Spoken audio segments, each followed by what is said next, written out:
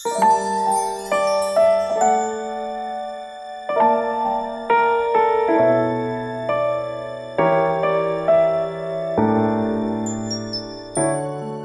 surprise mo yung sasabi mo? Basta, matutuwa ka. Surprise!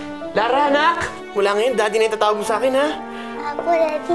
Huwag mong tatawagan si Ophelia. Bakit naman, Bessie? Hindi dapat malaman ni Ophelia nandito si Lara. Hindi rin dapat malaman ni Janet. Walang dapat makaalam na nandito si Lara sa farm. Sa atin si Lara, hindi mo ba nakikita? Sa atin siya binigay. What if pumunta dito si Ophelia? Ano sasabihin mo? Anong gagawin mo? Hinuhuli ho namin kayo sa kasong frustrated homicide. Inireklamo po kayo ni Mrs. Janet Takeshima.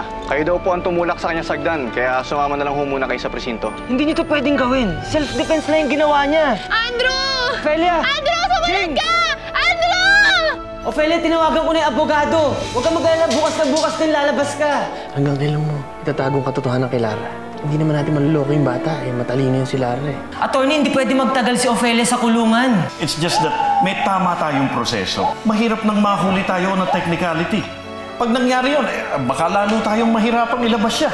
Ipaliwanag mo na lang maayos yung sitwasyon kay Ophelia. Maintindihan naman niyo yun, eh. Hindi pwede. Dapat imago ako kay Ophelia. Mga walang isilbi. Andrew! Itong birth certificate na to ang magpapatunay ng pagiging ina ko kay Lara. Akin ang anak ko, Janela. Kaya kung kailangan ko siya pakidnapin ng paulit-ulit, gagawin ko. Mabawi ko lang si Lara. I'm sorry. We did all we can. Dead on arrival ang pasyente. Patay na po siya. Bessie, anong plano mo kay Lara? Dalhin natin si Lara sa Amerika. Doon walang makakahabol sa atin. Hindi tayo masusundan nila, Ophelia. Magiging isang buong pamilya tayo, Leandro. Amerika? Oo. It's the best plan. Ang dalhin si Lara sa Amerika.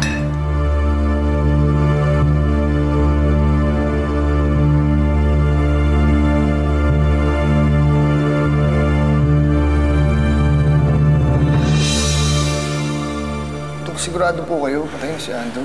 Yes, sir. We did all we can. I'm sorry. Ako ang legal executor ni Andrew. Ihahanda ko lahat ng papeles. Ako na rin ang kukontak sa mga nabubuhay niyang kamag-anak.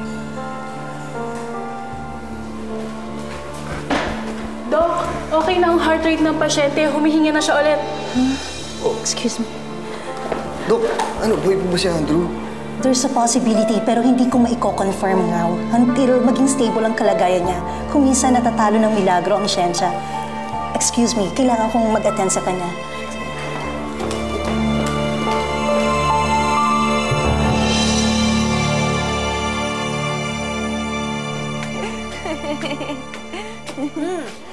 Magaling talaga trumabaho ang mga friends ni Genki, oh. Look, oh, may fake papers ni anak ko. Galing, di ba? In fairness, ang daming contact na asawa mo, ha? Sa sariling bahay, binaril si Mr. Andrew Almazan. Hindi pa lamang matukoy ng pulis kung sino ang suspect. Sa ngayon, kritikal ang lagay ni Mr. Almazan. Ay, suspect. I'm losing confidence in you and your people. Ate, ikaw ba may gawa nito? Ha? Bakit naman ako magpapapatay? Eh, bakit ka masaya? Kasi wala nang tutulong kay Ophelia. Ikaw, Janela, ha? Ang dumi-dumi talaga na isip mo. Pinagdidisketahan mo na naman yung ate mo. Pinagbibintangan niya. Janela, look at this magandang fes, oh. Mukha ba tong mamamatay tao? Ewan ko, ate.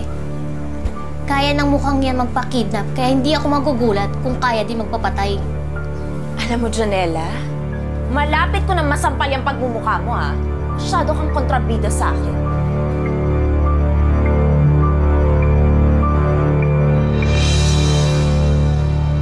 It's our only option, Leandro. Pag nasa Amerika tayo, walang makakahabol sa atin doon, walang makakasunod, walang makakapanggulo. Maalagaan natin na maayos si Lara. Ayoko. Para lang ako si Janet noon. Parang kinidnap ko yung sarili kong anak. No, of course not. Hindi natin siya kikidnapin. Pero ganun yung gusto mong gawin. Sarili si Lara. Ilayo si Lara kay Ophelia. Leandro. Abogado ko. Ama rin niya ako. Malakas ang laban natin sa custody kaya padaanin na sa tamang proseso, sa tamang paraan.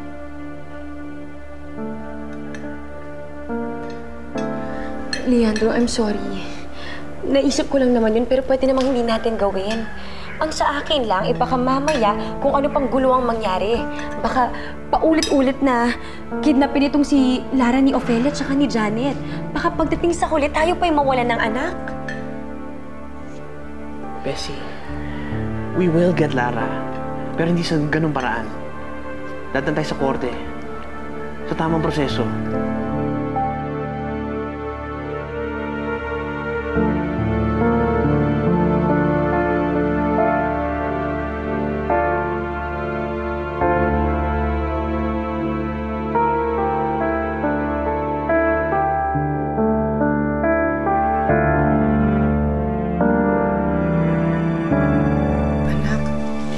Iwan ko tong gamit mo dito, ha? Diyos ko, Ofelia. Mag-iingat ka dito sa loob. Salamat, Naya. Nay, may balita na ho ba kayo kay Lara? Si Leandro nagpaparamdam ho ba? Wala pa. Kasi hindi pa naman ako nakakadaan dun sa kanila. Pero hayaan mo, anak, bukas. Pupunta ako. Opo. Ronald! Ronald! Si Andrew, bakit hindi na bumalik dito? Ofelia, nabaril si Andrew. Nasa ospital siya ngayon. Ha? Sino bumaril sa kanya? Hindi pa alam kung sino bumaril. Sa ospital nga siya ngayon. Yung mga doktor, inaantay na lang siya magising. Pero sabi nila stable naman daw yung kondisyon niya. Mabuti naman kung gano'n. Teka, kung na-aksidente kaibigan mo, sino maglalabas kay Ofelia dito? Nay! Anak, nagtatanong lang ako. Kung nasa ospital si Andrew, paano ka? Sino maglalabas sa'yo dito? Tsaka, sino tutulong sa'yo para hanapin mo si Lara? Look, Genki-san. Fake papers healed already. Oh, look. Look. By the way, how's Lara? Did you find Lara? Where is she? What did the police say? No update, no news. Daughter is still missing. Do something! Help find Lara! What's the use of this if Lara's still missing? I do so many things to keep away that Andrew and Ofelia from Lara, even that Leandro. But what for if our daughter is not here? Genki, help find Lara. We cannot be a family without our daughter. I understand. I will complete our family. Then we live happy together. Don't worry, Janet. I will find daughter.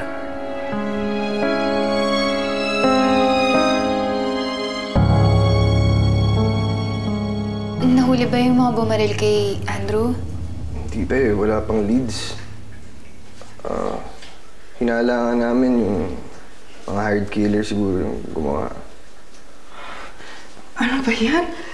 May kaaway ba si Andrew para magpapatay sa kanya? Wala naman po. Mabait po yun si Andrew. Umangat po siya sa buhay ng walang tinatapakan. Ang may motibo lang gumawa nito yung sila Janet at sila Leandro. Si Leandro? Hindi. Hindi niya magagawa yan. Hindi mamamatay tao si Leandro. Hindi tayo nakakasiguro, Ofelia. Lahat ng tao maaaring gumawa ng masama para makuha yung gusto nila. Sa palagay ko, si Leandro, kaya niyang pumatay para sa anak niya. Hindi. Hindi ganyan si Leandro. Si Janet pwede pa, oo. Pero si Leandro, hindi.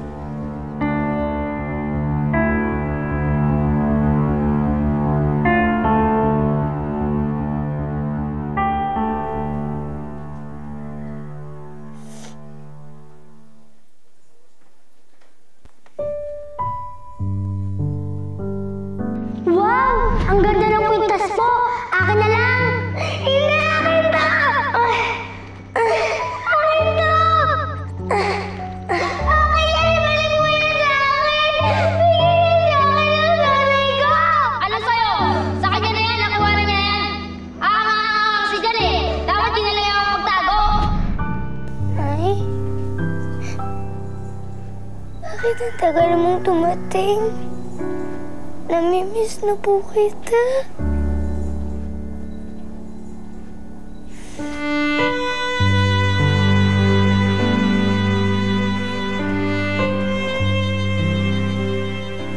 Lara? Bakit ka umiiyak?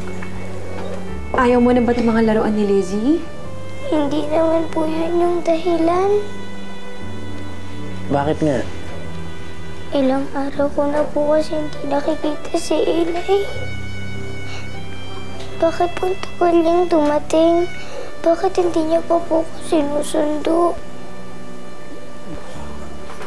Papunta na yun dito. Yan din po sinasabi niyo sa akin ng isang araw. Pero hindi pa po siya dumadating hanggang ngayon. Alam niya po ba na nandito ko? Alam niya po ba na hinihintay ko siya?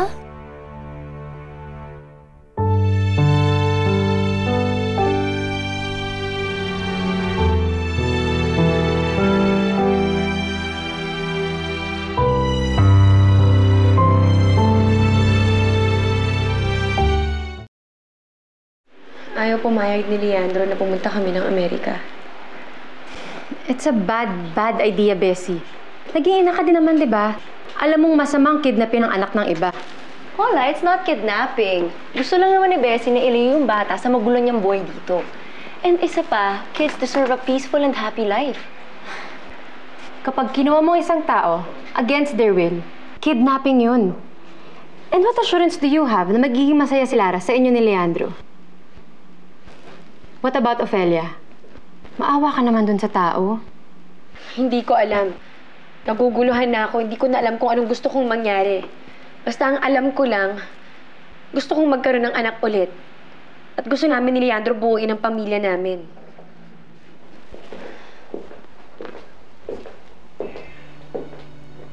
Bessie, kailangan sabihin na natin kay Lara ang totoo. Dahil pag tumagal, baka lumala. Hindi ko alam, Leandro.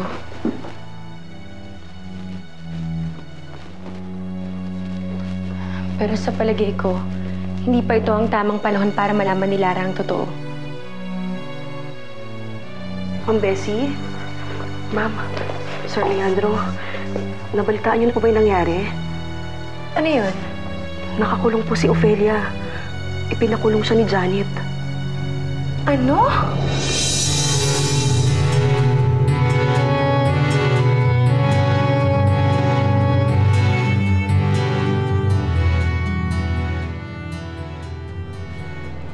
Ate, anong ginagawa mo? Eto, nililista ko kung ano yung gusto ng anak ko, kaso ang hirap eh. Wala akong alam sa kanya. Patingin nga ng listahan mo. Oh, bakit puro blanco? Kasi wala akong alam sa anak ko. Isang beses ko lang siya nakasama. Ang alam ko lang, mahilig siya gumamit ng po at opo. Mahilig siya umiyak. At mahal na mahal niya si Ophelia. Ay, kwentuhan mo nga ate mo. Sabihin mo sa akin kung anong ugali niya. Anong lagi niyang ginagawa? Anong gusto niya? Anong paborito niyang pagkain? Laruan, kulay. Janela, please, kwento mo si ate mo. Ate, hindi mo katulad si Lara. Hindi siya maarte. Hindi siya mahilig sa mga damit. Simpleng bata lang si Lara na mapagmahal. Tsaka ate, alam mo, matalinin si Lara. Nung graduate siya, nung kinder siya, ang dami niyang medal. Tsaka marami din siyang award.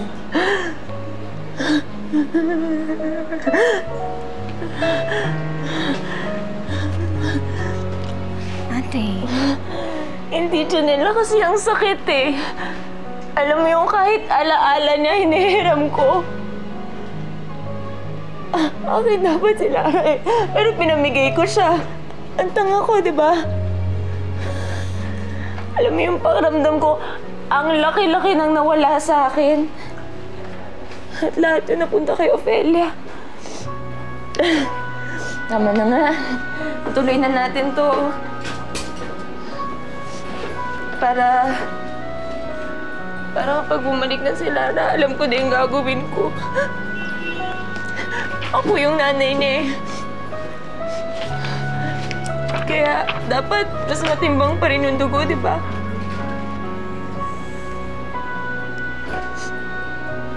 Dapat malampasan ko si Ofelia. Dahil ako yung totoong ina.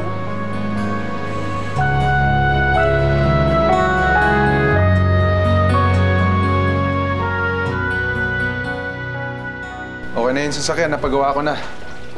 Pwede na pang habulan. Hindi tayo makapaghabulan kay Janet ngayon. Pupunta na si Ofelia. Han! Hindi na lang ako sasama. Dito na lang ako, baka mamaya may mangyari pang masama kay Lara, mawala na naman. Ikamusta mo na lang ako kay Ofelia. Nakausapin ko si Ofelia. Kung mag-alala. Leandro, mangako ka sa akin. Na ano? Na hindi mo sasabihin kay Ofelia ang nasa atin si Lara. Bessie, hirap na hirap si Ofelia ngayon. The least we can do for her is to assure her na okay si Lara. Pero hindi ba mas maganda nga na wala siyang alam? Nakakulong siya. Hindi na maaalagaan si Lara, kaya dapat lang na nasa atin si Lara. At isa pa, don't you think the torture para kay Lara yun na malaman na nakakulong ang nanay niya? Ayokong masaktan si Lara. Kaya pwede pa, Leandro, for everyone's sake, huwag mo na lang sabihin kay Ofelia na nasa atin si Lara. Hindi ako makapangako. Pero ako rin, ayoko masaktan si Lara. Pero the more tayo nagtatago, the more tayo mamumblema.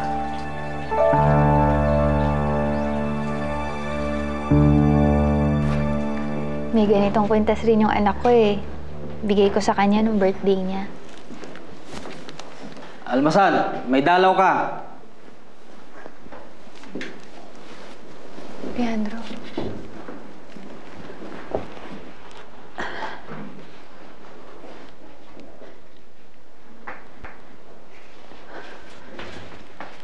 Ofelia, kamusta ka?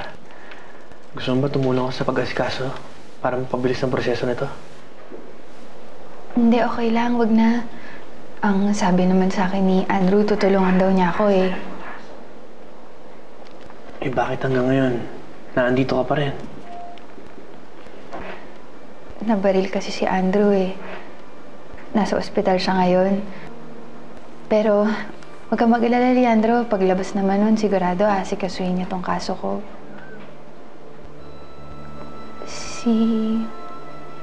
Si Lara, may balita na ba sa anak natin? Nahuli na ba yung babae na nagtaka sa kanya sa airport? Leandro, pangako ka sa akin na hindi mo sasabihin kay Ofelia na nasa atin si Lara. Wala pa rin balita, no? Wala pa rin eh. I'm really sorry. Okay lang. Naiintindihan ko naman. Alam ko naman, ginagawa niyong dalawa ni Bessie lahat na makakaya niyo para makita si Lara, di ba? Alam ko, nag-aalala rin kayo sa kanya. Sana walang masama nangyari sa anak natin, no?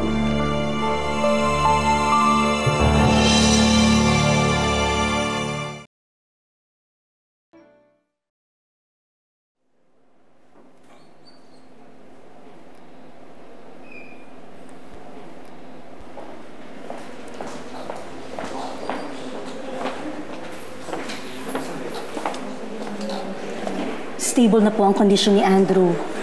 Tumigil na ang internal bleeding sa ulo niya, but he's not in good condition. Kailan ho siya magigising, Doc? We can say when. Sa ngayon, binabantayan namin siya. Kapag hindi pa siya nagising after several hours, I'm afraid he will be in a comatose state. Excuse me.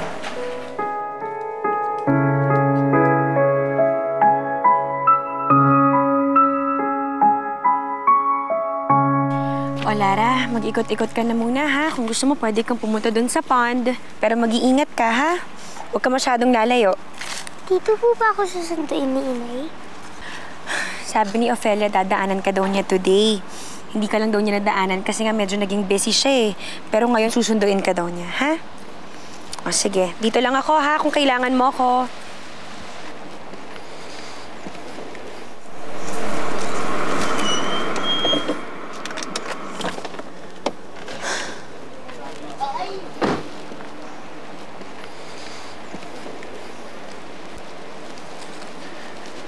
Han, kamusta ang lakad mo?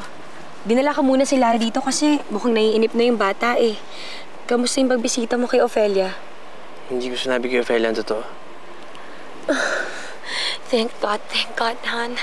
Buti naman nakita mo rin yung sense sa sinasabi ko. Kasi naman, tayo naman talaga ang dapat mag-alaga kay Lara. Dahil tayo lang ang may maayos na buhay. Never mind. Tsaka na lang natin sabihin kay Lara ang katotohanan. Lara? Ano ginagawa mo dito? Sinabi po ko ni Ninang Bessie. Susunduin daw po ako ni Inay. Alam niyo po ba kung anong oras siya darating? Ha? Paano ka susunduin dito ni Ofelia? Hindi pa nakakulong ang nanay mo? Nakakulong po si Inay? Bakit po?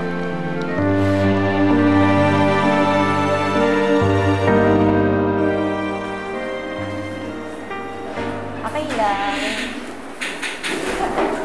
Umamin ka nga. Nasaan si Lara? Saan mo siya tinatago? Bakit ako yung tinatanong mo? Eh, di ba ikaw yung nagwala yung kay Lara? Pare-pareho natin siyang hindi mahanap doon sa airport. Oo nga. Pero di ba sinungaling ka? Di ba dati mo na siyang tinago sa akin? Huwag kang makialam, ha? Huwag kang makialam. Usapang nanay ito. Saan mo tinatago si Lara? Ibalik mo siya sa akin! Ibalik mo si Lara sa akin! Tama na yan.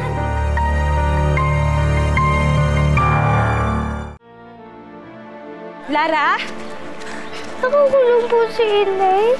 Bakit po? Lara? Lara? Ninang, totoo po ba? Nakakulong si Inay? Yan po ba ang dahilan? Kaya hindi siya makapunta? Lara, pasensya ka na kung hindi namin agad sinabi sa'yo. Puntahan po natin si Inay. Gusto ko na po siya makita. Naku, Lara. Ano kasi... Hindi kasi pa pwede. Pakiusap din lang, Betsy. Gusto ko na po makita si Inay. Tagal ko po kasi hindi siya nakita. Bessie? Miss ko na po siya. I'm sorry, Lara. Hindi talaga pwede yung gusto mong mangyari. Kung ayaw niyo po ko samahan, di ako na lang po mag-isa pupunta. Lara! Lara, sandali! Itawan niyo po ako. Pupunta po ako sa nanay ko. Lara, tama na. Itawan niyo po ako. Itawan niyo ako. Samahan na kita. Sasamahan kita sa tita Ofelia mo. Halika, samahan kita. Sasamahan ka na namin sa nanay mo.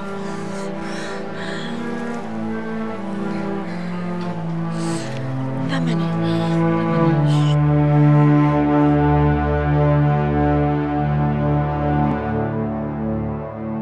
Ate, tama na yan. Hindi. Umamin mo na siya. Dahil kung hindi, kakalawin ko talaga tong babae. Tama na talaga. Pakilayan kayo! Tama na. Nga kayo dalawa. Ikaw din! Ate, umalis na tayo dito. Nakakulong na si Ofelia. Ano ba? Alam mo, Janet, wala naman talaga sa akin si Lara eh. At kahit malaman ko nasan siya, hindi makakapin sa'yo. Eh di wag. Kapag nalaman kung tinatago mo talaga siya, lalo kitang bubulukin dito. Tandaan mo yan. Para lalo mo hindi makita si Lara! Tama na yan, ate. Tara na. Pasok! Balik! Tama mo ka. Tara na. Ma'am Bessie, sorry ho talaga. Hindi ko naman ho alam na tinatago niyo kay Lara yung nangyari kay Ofelia. Hindi namin sinasabi sa kanya dahil ayaw naming masaktan siya. Pero ano pong magagawa namin ni Leandro? Nasabi mo na. Ma'am, sorry ho talaga.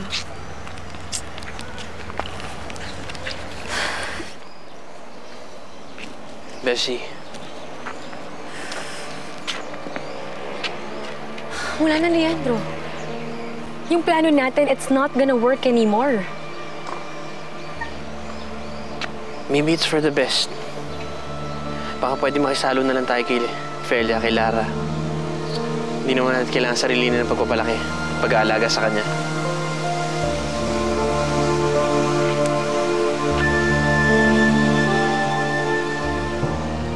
Ninang? Daddy? Puntahan na po natin si Inay. Gusto ko na po siya makita. Halika na.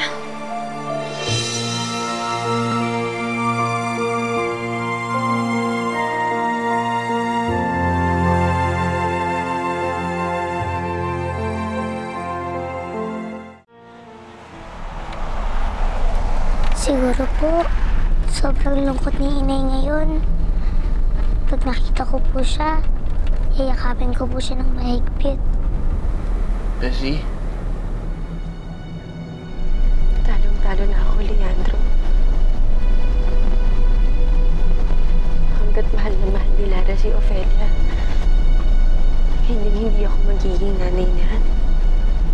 Pero okay lang yun. Basta't masaya si Lara, masaya na rin ako. Wala na tayong dapat itago ngayon. And you're wrong. Pwede ka pa rin maging ina ni Lara. Sana talaga. Dahil gusto ko nang maging ina. Gusto kong magkaroon ng anak. Gusto kong magmahal. I want a daughter to Leandro. At si Lara, ang anak mo, siya ang gusto kong maging anak.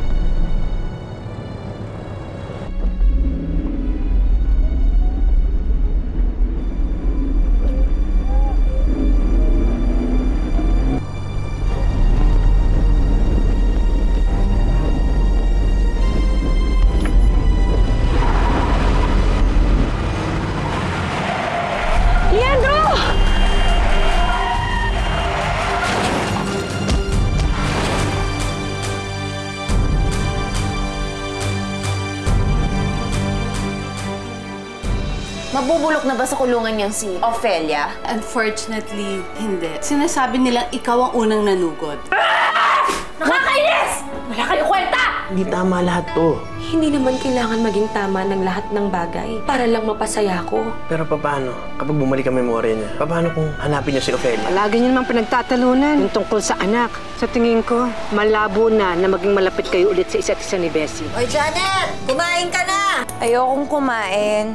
Gusto ko yung anak ko. Ano ba? Gusto mo bang mamatay sa gutom? Ate! Ate! Excited na po ako umuwi. Doon ka nga lumaki, sa farm. Farm? Daisy? Bakit wala po ako maalala, Daddy? Bessie, Ofelia, may problema ba? Anong kailangan mo? Makikibalita lang sana ako. Si Lara kasi, ang tagal na hindi ko pa rin nakikita. Pancakes, ito yung paborito mo, hindi ba? Gusto mo ba subukan kita, Lara? Lara? Sino po si Lara? Bakit po Lara ang tinatawag niyo sa akin?